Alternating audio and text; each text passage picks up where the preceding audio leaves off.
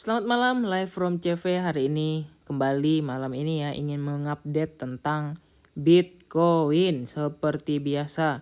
Nah, jadi ada beberapa poin penting yang ingin aku sampaikan, yaitu adalah yang pertama kita lihat dulu outlook Bitcoin pada malam hari ini ya. Nah, untuk time frame 4 jam kita mulai dari 4 jam. Di sini RSI-nya ada di level yang cukup bawah ya, mulai agak di bawah yaitu di level 38. Dan kalau kita perhatikan mungkin di time frame 15 menit ya. Sorry, 15 menit ya. Ini bukan 4 jam. Di 15 menit dia ada di level 37 dan itu masih di bawah. Dan kalau kita perhatikan di 15 menit ini ada kelihatan sedikit support ya. Nah, jadi karena nih aku masih mempraduga, sekali lagi ya disclaimer on ya, ini trading plan aku ya. Aku masih mempradugai jikalau ya kita bisa turun ke support, kemudian kita mantul untuk retest ke EMA 200-nya ini template 15. Nah, kemudian bisa jadi turun, bisa jadi lanjut naik. Nah, konfirmasinya nanti di EMA 200-nya ini di template 15. Nah, aku masih curiga kayak gitu karena sekarang kita kan lagi di support ya. Nah, Bang gimana Bang kalau misal support jebol? Kalau support jebol udah pasti kita short kan, targetnya di 22 di sini. Gitu ya. Ini target yang belum kejemput. Nah, itu kan langsung mantul gitu kan. Nah, ini karena apa? Ini karena dia support. Jadi kadang tuh manipulasi juga di area support itu yang model-model kayak high selling pressures gitu ya. Kemudian dia naik lagi gitu. Nah, kalau kita perhatikan sekarang mungkin mulai agak ada pergerakan ya. Dan aku udah antri dari berapa tadi ya?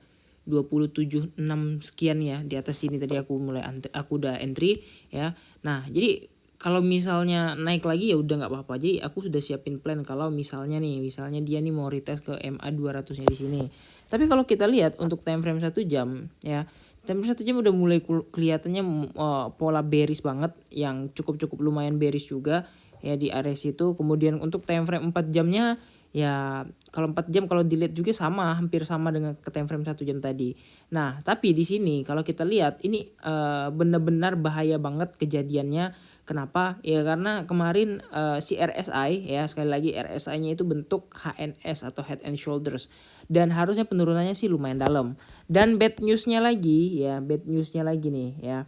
Kalau kita perhatikan Bitcoin untuk daily itu mulai terkores ya. Kita cek dulu nih BTC USDT di chart yang lain. Di Coinbase aja deh. Nah, untuk daily ini lumayan lumayan seram. Bad news-nya adalah Bitcoin gagal reclaim atau gagal breakout dari EMA 200-nya. Ya, sekali lagi ya. Gagal reclaim dan gagal breakout dari EMA 200-nya. Kalian bisa lihat di sini ya.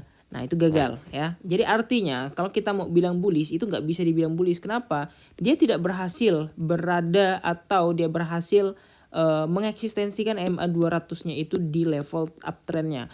Kalau misalnya udah breakout dari EMA 200 nih ya, nih aku kasih tahu kalau kita bilang bullish. Breakout dari EMA 200, kemudian naik, kemudian dia retest lagi ke EMA 200 dan memantul di EMA 200, itu baru kita bisa bilang bullish gitu ya. Nah, ini sebuah bad news kenapa? Bahaya kalau misalnya rejection di EMA 200 karena itu adalah kita bilang sebagai dynamic resistance-nya ya. Itu cukup agak ngeri-ngeri sedap. Kenapa? Karena biasa tuh pembalikan arahnya tuh agak dalam. Kenapa? Karena mereka tahu ini udah rejection yang cukup keras dan EMA 200 juga eksponensi pergerakan rata-rata selama 200 bar candle terakhir agak sulit tertembus. Ya itulah dia konsekuensinya ya. Jadi agak seram-seram gimana. Dan kalau ini merah, wah ini udah fix seram-seram juga sih gitu ya. Oke, kira-kira gitu aja teman-teman. Jangan lupa untuk like dan subscribe. See you in the next video. Bye-bye.